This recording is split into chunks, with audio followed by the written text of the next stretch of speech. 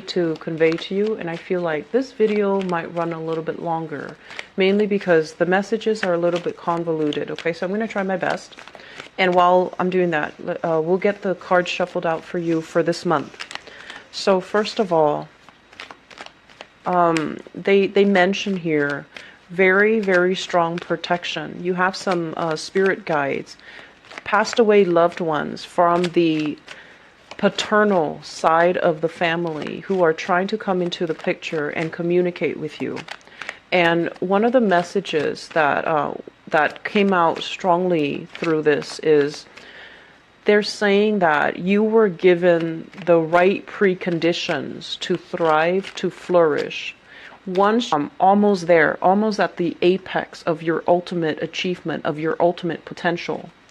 And so you're meant to be there so that you can also be the catalyst so that other people can thrive, other people can flourish, so that you can uplift people in some way.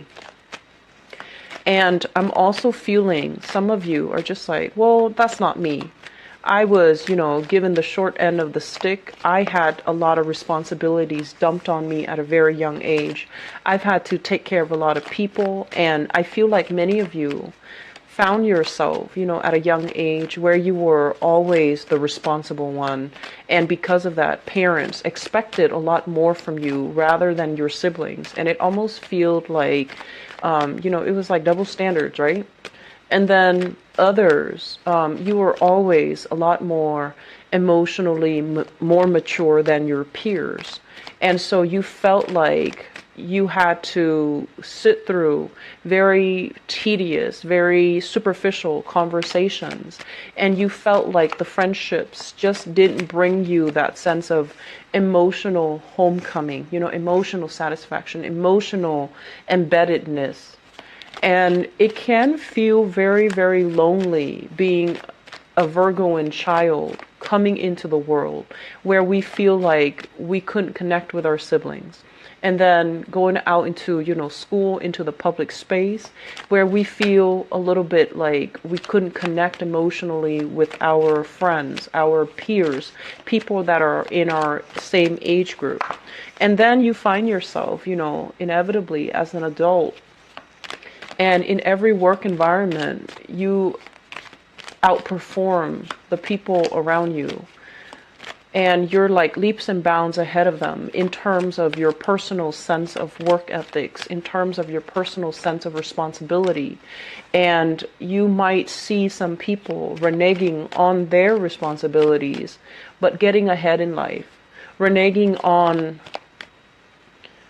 just like cutting corners, or people that talk really big, but when it comes down to how much do they really know, they might not be able to deliver. And you see them succeeding. You see them making strides in their professional life and making, really positive, professional upgrade. And you're just like, how is all of this fair? And so going back to the first message that I mentioned, you are given the right types of nourishment so that you can grow. And I'm given an image of a tree. And if you think about a tree, it needs to basically get battered left and right by wind, by, inclement weather, by rain, by whatever adversity the universe decides to throw at it, so that it can form a very, very strong, trunk, so that it can form strong limbs, so that it can, continue to thrive and flourish and provide shade for everybody else. And so is it, fair to compare us to the tree? But I feel like the right nourishment is the right amount of love, is the right amount of opposition, is the right amount of challenges, so that you can grow to the most, the optimal human being that you can be. And the right amount of nourishment in your mind has always been love, affection, acceptance, justice, right? Like all of these things, that these really high moral ideals that you believe in. But when a life is too smooth, too easy, it can make people very, very complacent, sometimes lazy, sometimes, taking things for granted, kicking up their feet, coasting through life, cutting corners. And who knows, they might still get ahead. But the point here is that you have to really think about what is the right types of nourishment that we can give to another person. Is it all going to be a bed of roses where they have no problems in their life and hope that they won't come out complacent and lazy and, taking things for granted and feeling entitled? Or do we have to throw a little bit of opposition in the mix so that they can they can become somebody who is emotionally strong, physically strong as well, and someone who is able to, be resourceful because of some of the challenges they've had to deal with? Or they could, grow up in the face of opposition. It makes them, or it forces them to be a lot more clear-minded about what they believe in, defending their values, and standing up for integrity and honor, and all of those high moral ideals that you believe in. So, having said that, here's what I'm feeling. I'm sensing that this is a month where you kind of really look at, and really, really look at, where did I come from? What environment did I grow up in? And how has it made me the person that I am today? And then how does that prepare me for the adversity, the challenges, as well as, the career path that I'm supposed to be in? So when I did your reading, I felt like, that astrology wheel. And the fourth house, which is about family, your roots, it's a psychic house. It talks about our insecurities as well, because all of it is, we are ultimately byproducts of our environment, of our childhood conditioning. And then in the opposite spectrum, in the opposite, the polar axis of that is the 10th house, which is your career house, how you make yourself known in the world, how you portray yourself in public, how you want other people to perceive you. And so if there are sore spots in your family sector, you need to take care of them. Otherwise, you're going to spend the rest of your life trying to compensate. So for example, if there was a very intense lack of affection in the household, you're going to go through life in your 10th house, not really knowing how to command, not really knowing how to achieve compassion and respect for the people that you lord over, or the people that work with you, or the people that work for you. There's also elements of abuse of power. And then likewise, if you're in a home environment where there has been a lot of control and dominance, and I almost feel like they're saying here, ego conflicts and issues of dominance. If we take that energy into the public space, and if we haven't healed from that and we take that into the public space, there is going to be tremendous abuse of power. So I want you to think about these things, okay? And then I'm going to go into the reading now. Think about those things, and we're going to talk about how everything ties in together, okay? So let me talk about you guys. First of all, we have here the Justice card.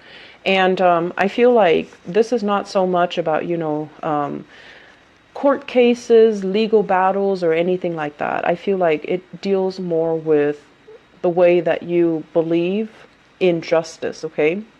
I've worked really hard and I deserve this.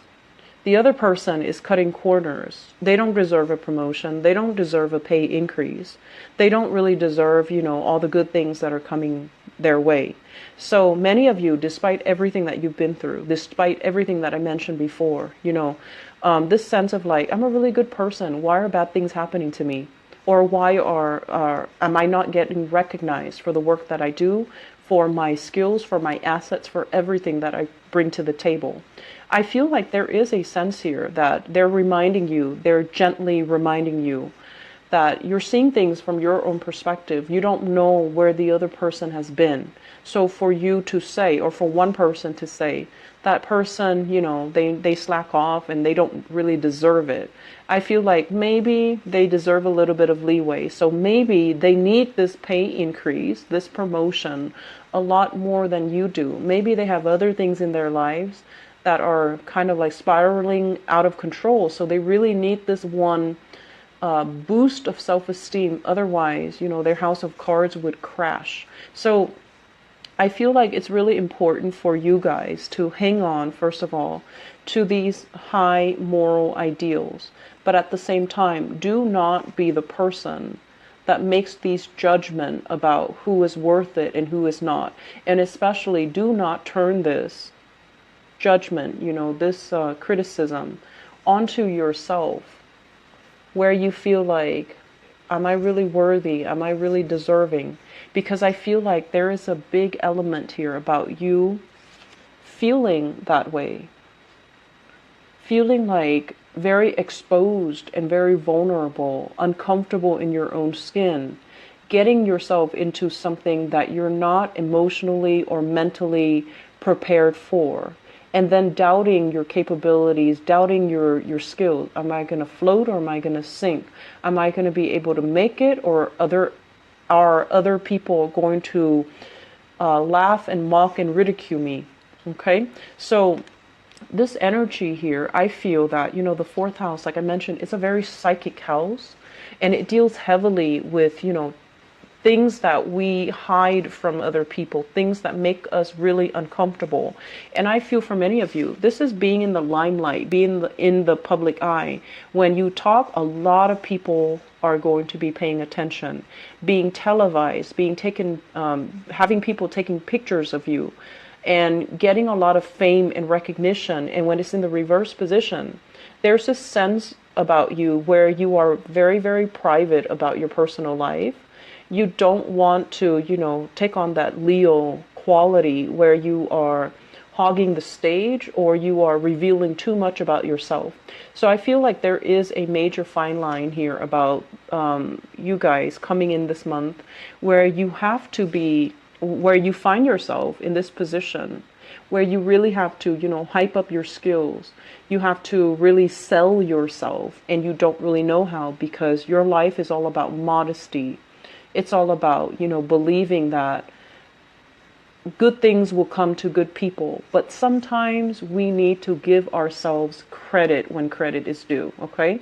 So if you meet somebody new and you want to impress them, you want to land that job, you want to get that loan, you want to get that grant, get that funding, you need to hype up your skills and your assets. You need to stop being bashful. You need to hype up, the adversity. Where have I been? What, situations have I had to overcome to get myself where I am right now? And how much determination I have because I've overcome so much adversity in my life. So do not shy away from everything that made you who you are. Do not shy away from disclosing your past, because in the process of disclosing your past, even if something is might have been very painful, I feel like it's a very healing process, and it will allow you some insight, some wisdom into why things had to happen the way that they happened. They happened because you needed to have that sense of adversity at that age so that it can shape you to be who you are today. So I honestly feel like, this is a month where if you don't believe in magic, if you don't believe in, everything happens for a reason, you're going to come third. You're going to come out of it thinking, I'm still alive and life is great and, everything is magical. And so I feel like there is a fairy tale ambience that is happening through this entire Mercury retrograde cycle. You're going to come out of it with all the fog lifted, questions that were unanswered, things that were very unclear, people deceiving you, things that you might have felt like there's something up, but I can't really put my finger on it. All of that is going to clear up, and you're going to know exactly what happened and where you stand with people. So we're coming, out of this Mercury retrograde cycle with a lot more clarity, with a lot more, I want to say, insight into other people. Why did this person say it like this? Why did this other person not say anything? Who are my allies? Who's there for you? Who's telling the truth? Who has my who is supporting me, and who's really, working against me? Who do I need to leave behind, and who is really showing their true colors? So I definitely feel that, you are a really, really good judge of character. You do give people the benefit of the doubt, but I know that many of you are very good observers. You pick up nuances in social interactions. You pick up nonverbal cues from people when you interact with them. And you always have really strong intuition about people because you have an eye for detail. But a lot of the times, the self-doubt,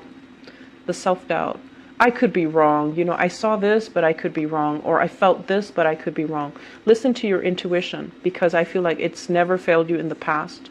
It's helped you survive some very perilous situations in the past. It helped you navigate things. It helped you find things when you needed resources, but resources were not available. Okay? So moving forward, I'm going to talk about a few more things. I apologize for the noise in the background. First of all, this is a card about self-employment here. So for those of you who are thinking about changing a career path, or, at least like segueing into a career path where you can expand your business, be a business owner, start a home-based business, or even start collecting clients. So in order to start your own business, recruiting people, getting, even funding for some type of a home-based business, or to start up something. Startup comes to mind. So I feel like it could be technology. And I feel like for those of you who are not heavily, technological, you might need to employ other people to work under you. And these people have the technological know-how, and so they're working under you. And it can feel very, very scary when you're not an expert in your field and you're trying to venture into that field, and you have to delegate responsibilities to other people. And they're experts in their field, but you're overseeing the work, and you might not, know 100% everything that's happening. So that process of like having trust and faith that the other person is going to do their, uphold their end of the bargain and do the job properly, I feel like it's still very, very scary. So I feel some of you who are business owners, you're contracting out your work. You're hiring new people, you're overseeing the new people doing the work for you, and it can be very, very uncomfortable.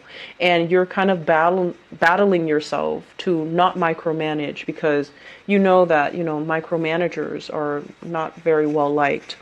And then you also know as well that if you breathe down their shoulders, they're going to be resentful, they're going to be up in arms. But you also know that you have to give them, incentives for them to work fast. You also know that you can't give them way too much leeway, because then they're going to feel like they're self-employed and they're going to work at their own pace. So trying to find this middle ground where we don't micromanage other people, but we don't at the same time become an absentee boss and just let the workers run the ship. I feel like it's a very, very fine line, and some of you need to find a way to rectify the situation. And I would say that, the best policy overall is to be very strict in the hiring process. Who you bring on board, do they have good recommendations? Doing that to begin with is going to save you a lot of trouble. So you're in the process of experimenting, and I feel like it's kind of like at the later stages of this process of experimentation, because you've already got some things finalized and you're already on track to recruiting possibly the best of the best and people that you trust. So I feel like there will be a lot of opportunities for collaboration. I feel that there will be opportunities, for leisure time, mainly because other people are doing the work. And you're not going to be terribly busy, so you definitely have enough time to start a new venture, to start a new business, to do something on the side to create money for you. Look into the stock market, look into, investment opportunities, and, studying something that you've wanted to undertake but didn't have the time in the past, okay? So moving into this month, there is going to be a major, major change and a major overhaul in your financial situation.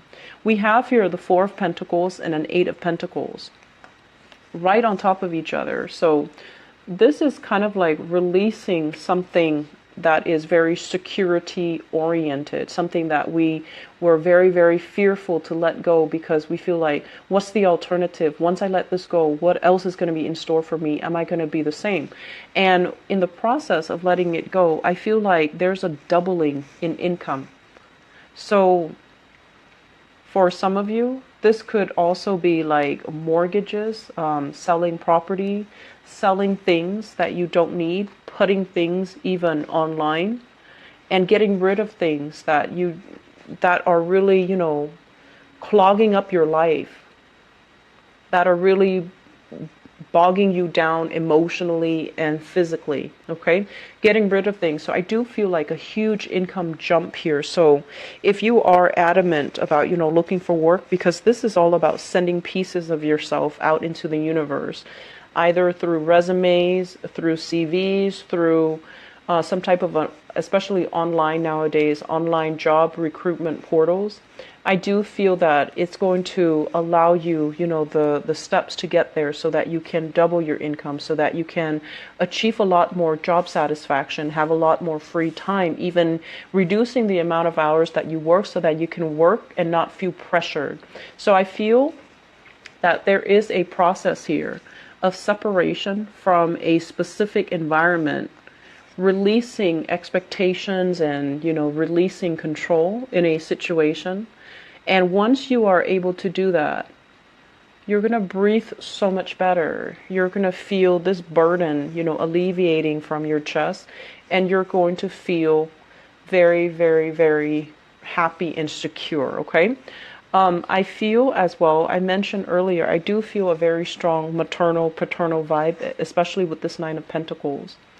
If you are at a point where career and work and money is flowing well, and you don't have to worry about, how you're going to make money, living from paycheck to paycheck, you don't have those concerns anymore.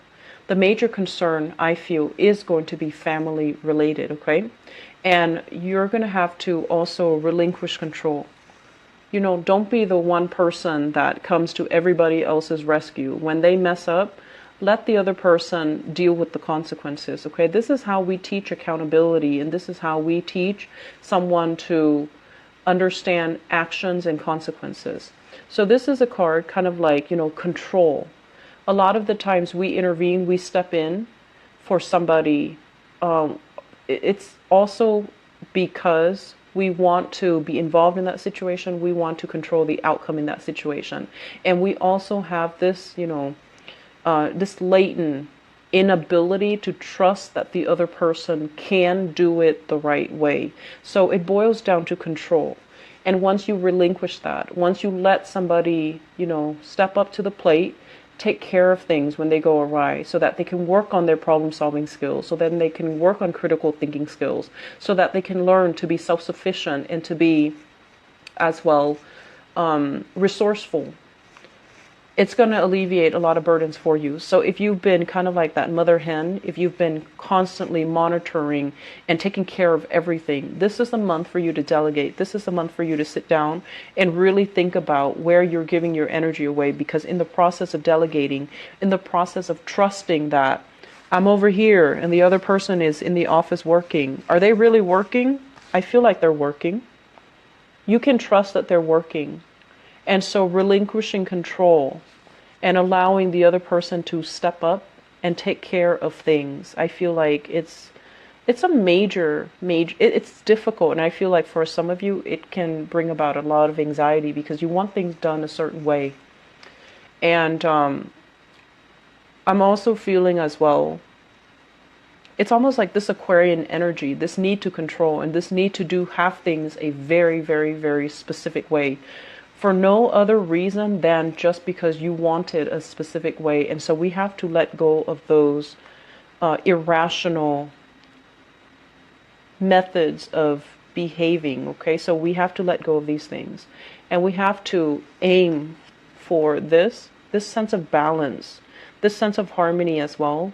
That if we trust the other person, if we give them room and space to breathe and to thrive, that they're also going to breathe and thrive.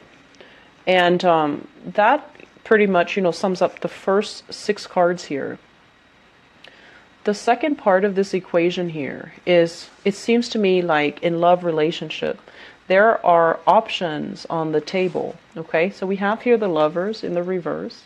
And the Lovers in the reverse is usually a situation where there are too many people interfering in a love relationship. So you have here a fire sign, Sagittarius, Aries, or Leo. And I feel for some of you, this is somebody not approving of your relationship. And they're not disapproving of your relationship for no other reason than because they don't like the relationship. So it can be irrational. And then we have another person. This is a water sign, a Pisces, a Cancer, or a Scorpio. And I feel like for some of you, this is somebody in your life that is trying to move on. They're trying to exit the picture. And I'm also feeling as well, if you are debating between these two characters, if it's a situation where both of them are involved, I feel like the fire sign might be a more truthful, honest, stable relationship partner. I'm going to go into your love reading in a little bit, but I feel like this reading is very, very loaded, okay? It's loaded with messages, and I feel like it's very, it's forcing you to really think about, some of the things that you have grown up believing about yourself. Are you lovable? Are you worthy of all these good things that are coming to you? And I also feel as well, it's forcing you to re-examine some things in terms of, you've had to deal with a lot of difficulties at a young age compared to your siblings, compared to your peers, like I mentioned. And these are character building life events that shape you into the person that you are right now. And so if there are grudges, with siblings, with family members, if you're holding grudges, you need to let them go. You need to release them, because these people form kind of like a soul contract. They're here to help you get where you are today. They've had to make sacrifices, great sacrifices. And I also feel that they've had to make sacrifices in terms of not being in your good graces. Like they've had to do things that even now you might not like them, you might not speak to them, but they have a soul contract with you to get you where you need to be. And so in the process of fulfilling their soul contract, they might have falling outs with you, and you both might not be talking. You're at a point where you're really, really happy, you're on top of the world, you're elated, and financially you're very secure. And they're at a point where their health is diminishing. If you have these relationships, you need to reconcile, okay? Because they're there to teach you some things. And I feel like in our human forms, we don't always make the best decisions, and we don't always heed our higher intuition. But I feel like there's something more at stake here. And I feel a lot of it has to do with, we needed to experience these things, these relationships, these ways of loving, these ways of behaving at a young age, because they're shaping you into a much stronger person. If you didn't experience the adversity, you might be at this point taking everything for granted, coasting through life, and, at the end of your life, having an easy life, but then not having that strength of character that comes with, living a life of adversity. I hope that makes sense for you, Virgos. I feel like you need to hear this message, and so I hope it is helpful. You have a lot of good things coming into the picture, but I feel that we have to rectify some things from our past. We have to set the record straight. We have to heal from some things, okay, so that we can move forward. All right. Best of luck, Virgos. I will talk to you soon. If you're feeling frustrated, wait until the end of the Mercury retrograde cycle. Everything's going to seem a lot better. There's going to be clarity coming in, okay? You're not going to be walking through this fog anymore. Everything will start to make sense, okay? And especially other people's intentions, okay? So I'll talk to you guys soon. Take care. Bye-bye.